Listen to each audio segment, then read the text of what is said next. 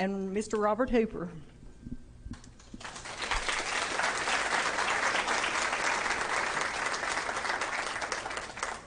We are going to give them a 5-minute time limit to come in to do their introductory speech. And then we will ask for questions from you all. And if Doris has not looked at your question, she must look at it before you ask it. And on the questions, you are going to get a 3-minute time limit. So at 3 minutes, the buzzer will go off. You'll have about 30 seconds to wrap it up. This forum will be done at 8:30 tonight. So I just want to let everyone know, and we want to try to do it as quickly and as nicely as we can, and we all want to be very professional about it. So we are fixing to get started, and I guess we will ask Dr. Philip Swanson to give us his introduction. Hello, everyone. It's great to see such a large crowd here interested in the future of Monroe County education, and I thank all those out here for who are supporting me and supporting our other candidates tonight. And I think all of us will work and do our very best, depending upon who is selected down the road. I was born in Coca Creek to Leo and Merle Swanson. My brother, Roger Swanson's here tonight, my other brother, Chop Swanson, my sister, Alda Roberts, and my wife, Leandra Swanson, are here, as well as my children, Savannah Swanson, Thomas Spradlin, and Leah Spradlin. I'm really appreciative of the support that they provide for me in this, and I thank you for that. Like I said, I was raised in Coca Creek, in a situation that my father had a heart attack when I was 8 years old, and he never worked again. And my mother worked in a sewing factory, and times were pretty hard as we grew up. But we never lacked for love of each other and the family. And my parents, although only educated through the 8th grade, they epitomized lifelong learners. Many of you may have known Leo Swanson or Merle Swanson and know the type of people they were, and I hope that I've come to be the type of man they would have hoped they raised. After I left Coca Creek, I went to Tellico High School. Have great pride in being a graduate of Tellico High School. I played all 3 sports at that time, baseball, football, and basketball. I graduated in the top 10 there. I was selected as most athletic, best personality, and best all-around student at graduation, and I took a great deal of pride in that.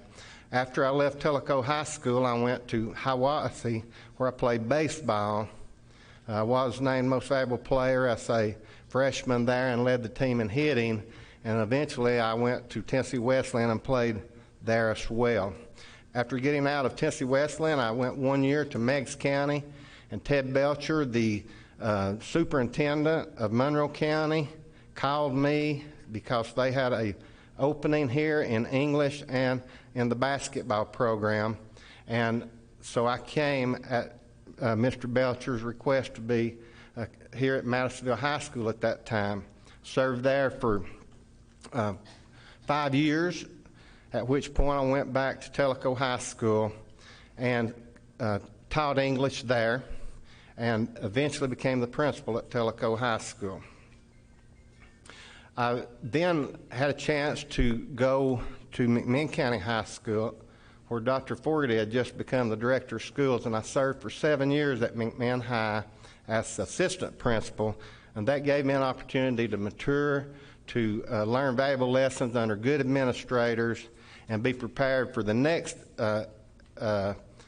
principal's job, which is a McMinn County Vocational School, where I served for 4 years.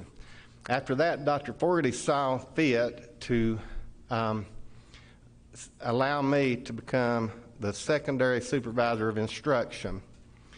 I served there under Dr. Fogarty. I learned a great deal, and had a lot of roles there, including chief negotiator. I was on the policy committee, the system-wide policy committee for 17 years, and several other assignments. Eventually, I was the testing coordinator there, the system-wide testing coordinator, and I've done a lot of things through that assignment that I'll probably get to later. So a couple of years ago, I made the decision to retire, and I did. And I've had a good 2 years. I've enjoyed my 2 years.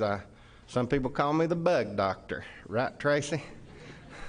And so I've enjoyed that. I've enjoyed getting to know a lot of people in this county again, and have just really enjoyed my retirement. And I think there was one job that would have hastened me out of retirement, and that is the Director of Schools of Monroe County. I believe I can help the school system in Monroe County. I've been encouraged by many people who believe I can help the school system. So that's why I'm here before you today, and I thank you for this opportunity.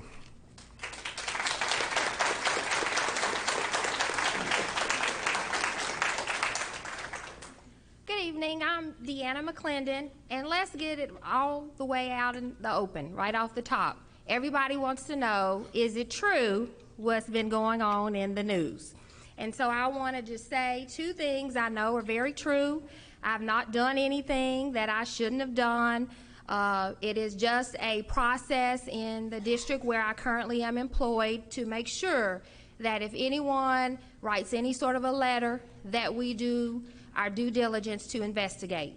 Young children are involved, and you need to always, I'm going to always make sure and support that we stand up for children. And the second thing I know for sure is if you go to the Chinese buffet in Madisonville and it says frog legs, it's probably frog legs. So those are the two things that I really know. Just to tell you just a little bit about me, I am from Monroe County. I am a Monroe Countian. I actually went K through 12 here in Madisonville, Tennessee. As a matter of fact, Dr. Swanson was one of my high school English teachers. And so my parents both have been here. My father, Alfred McClendon, he's still living, and he is still here. And my mother, LaFrancis McClendon, she passed on in November. And so both of them really taught us that you have to have a servant leader spirit. And they have exemplified that in this community, and they have passed that on to me. And so I left Madisonville and I went to college over in Jackson. I began my career working, teaching second and third grade and looping at Metro Nashville schools. I was a best on-camera participant for reading instruction, and I began then to really look at what are curriculum strategies and ideas, and I did graduate with my master's from MTSU. I went on to work in Shelby County schools. I started there teaching just in middle school, and it seemed like every time I would be making traction, I would work myself right into my next position. And so they wanted someone to take the district in a different direction as far as reading was concerned. And so I went to the central office to be what I thought was the reading supervisor. Well, it became that I was the language arts, I was the reading supervisor, I had foreign language, and I had fine arts, and anything else that they could put in my office on my desk when I was out of the office. And so I worked at that for about 4 or 5 years, and then the lady who was my director at that particular time decided she was sort of tired of central office, and she said, Doc, I think you need to take this position. You're ready. You've been supporting it. You've been helping me do all this work, and I think I'm going to go back out to a school. And so I then did become the director of early childhood and elementary programs for what I thought was a small district, but at that time we had about 31 elementary schools, and I became the director of elementary and early childhood programs there. We had a merger back in 2013, one of the largest mergers in public school history, and at that particular time we reorged, and they said, look, we need somebody to take our early childhood programs in a new direction. And they said, we think you're the person for that job. And so I came on then, and I think I had a budget of about $7 million. We had about 100 classrooms. I'm excited and happy to say 6 years later, we have a $50 million division. We have almost 300 classrooms in that division, and we handle everything in that division from buses, from nutrition, to instruction, to professional development. And so it is almost similar in that you're running a school district for 3 and 4 year olds. I think I got a good question the other night. Someone said, Dr. McClendon, you seem very well versed in the early years and maybe middle school. What about high school? And I had to remind him that I had worked with little Johnny, but I had also worked with big Johnny in working with those fine arts, foreign language, and those principals in making sure that we actually had pre-K classrooms in their school, as well as making sure their teachers were qualified, everything was up to code, and that we had attendance and graduation rates. And so all of that leads me to here tonight. The reason I'm so interested in this particular position is my father is still here in this community. And as you age, to whom much is given, much is required. And I know that I need to come home and support my father, who is here by himself now. I think this is a great opportunity to be from Madisonville and be able to come back and use all the strategies that I've learned somewhere else and be able to provide those for the families and the students here in Monroe County. Thank you.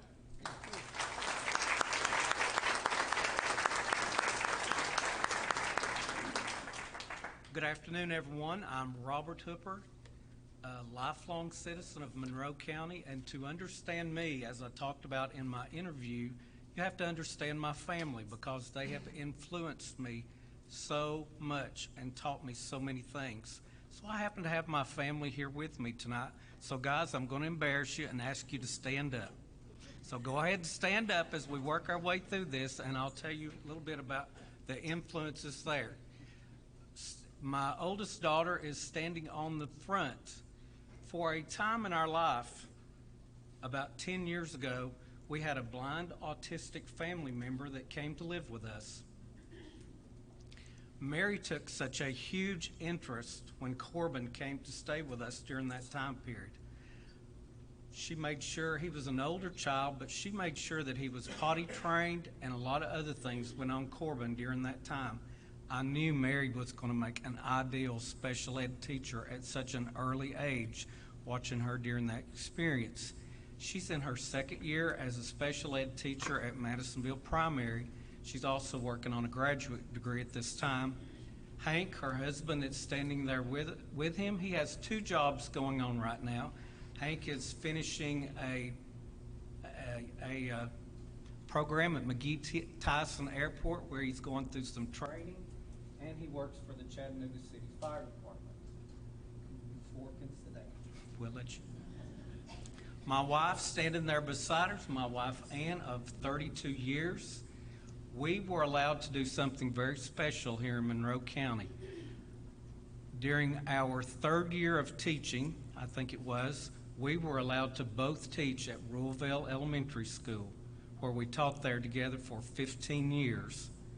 It was an exceptional time for us there being at Ruhlville because we had a 3rd team member that worked with us, Tracy Freeman. We were PLCing before PLC was worked, doing all types of things. The school had an incredible bargain with all 3 of us because we spent countless hours working together, preparing classes, doing all kinds of extra things. My 15 years at Ruhlville were amazing. Okay, I'll let you. My middle daughter, Maisie, that's here with us. Maisie was able to get an exceptional amount of training at Tellico High School in the area of math and science. I cannot thank those teachers enough for the training that was provided to her during that time, and that has helped her. Maisie will start her 3rd year working on BSRN this fall. I think a lot of it has to do with the good background in math and science she was able to get at Tellico High School. Her husband, Jeremy, is standing there beside of her. Jeremy works at Havco, 3 years. I don't think he's missed a day yet, but Jeremy has influenced me a lot with my ideas that I have on CTE and how important that is. I feel like there's probably in the neighborhood of 50 to 60% of our boys in high school now, they're not going to go to college. And we have got to make sure that CTE program is really providing them with good training so they come out of there and can find something. All right, you two guys can sit down.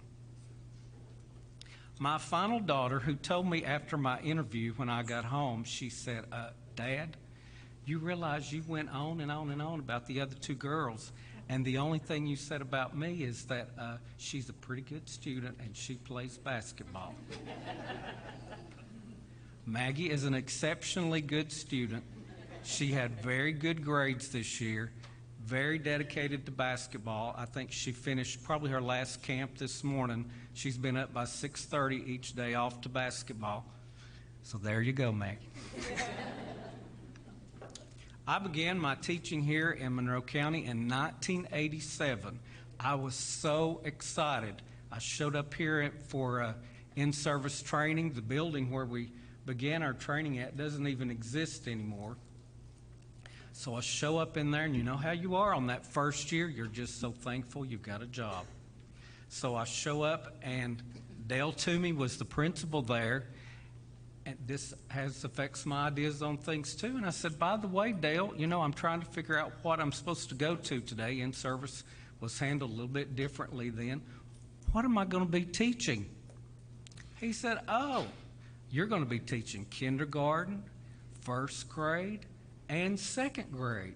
I was at Ball Play Elementary School. There were only 4 of us teachers there that year at that very tiny little school. And Mr. Toomey also left out, you're going to have 4 special needs students, and the special ed teacher only comes on Fridays for 1 hour. I was broken in really good my first year of teaching, and that affected a lot of things about what I think about education and how things should work. We got through it, but it was not the easiest year. And then after that, I left Ball Play and I made my way to Rural Vale, where I talked about with Ann that ended up being one of the most positive experiences because of the team of people that I worked with, and that affects my ideas on teamwork, which I think are critical. Oh, sorry. Thank you.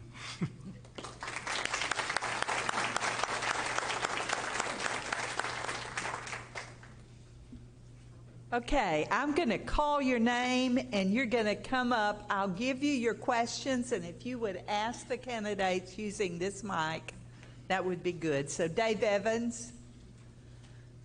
Dave said he forgot his glasses, so he's got it memorized.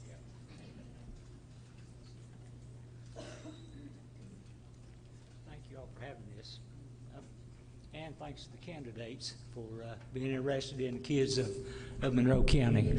I've got a big voice, so people won't have any trouble hearing me. My question is in 2 parts.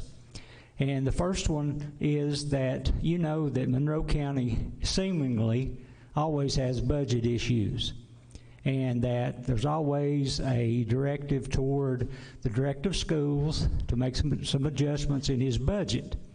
And this year we've heard that there are several opinions about which way that the director of schools, the school board, and the county commission should go.